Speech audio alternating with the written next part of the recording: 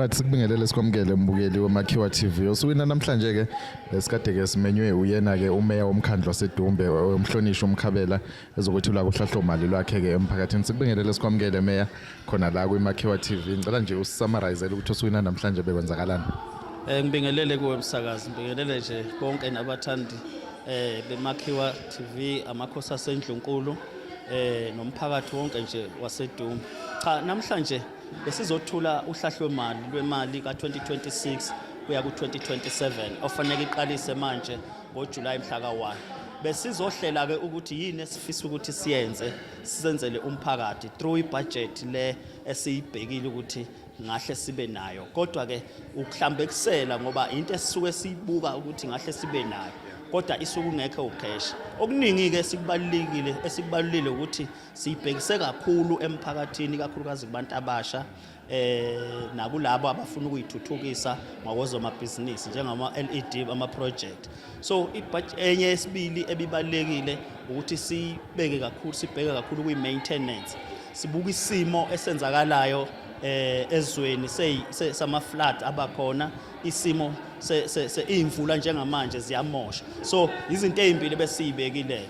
Siqala ke lolu hlelo ngeviki elizayo ke sesiyoyiphasisa njengomkhaya waseDumbe, kodwa onke ama processes sesiwahambile bese sithumela ke ku treasury. Siyayiqhenya ke kakhulu njengeDumbe ukuthi cha ukusebenza kwethu ngiyabonga ama officials kakhulu omkhandlu, bonge no namakhosi asendlunkulu ngoba nisebenze kahle kakhulu namakhosi, silapha nje ukubambisana. So nje le budget ngizizwa ngiyijabulela kakhulu ukuthi kukhulu okuzokwenzeka silekelelwe nangama department akhona kithi la ikakhulukazi ifundazwe saKwaZulu Natal.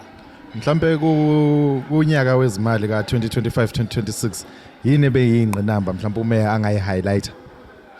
Ingqinamba sakaze sibe nazo naka 2025 ikakhulukazi inqalazizinda imigwaqo. Kwatholakala ukuthi singumkhandlu omncane ongenayo kahle imali. I-income yethu ayikhona ukwenza izidingo eziphelele.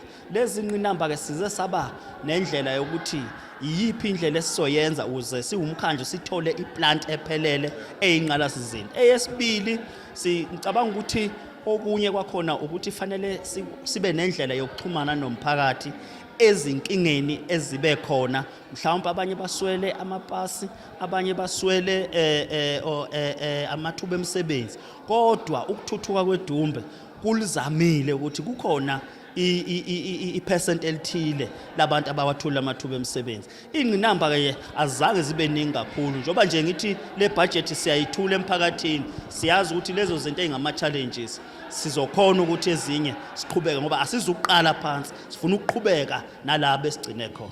Mhlawumbe mhlonishwa sesivala ingqalazizinda eningi la eDumbe ibonakala ngazathi imoshakele yiwumphakathi. Sibuke nala ground kade sisuka kulona impela ke inqalazizinda ebukeka imoshekile. Mhlawumbe umkhandlu ngokuzayo ungenze njani ukuthi mawungabe usuyakhila inqalazizinda uphinde uzame ukuyivikela?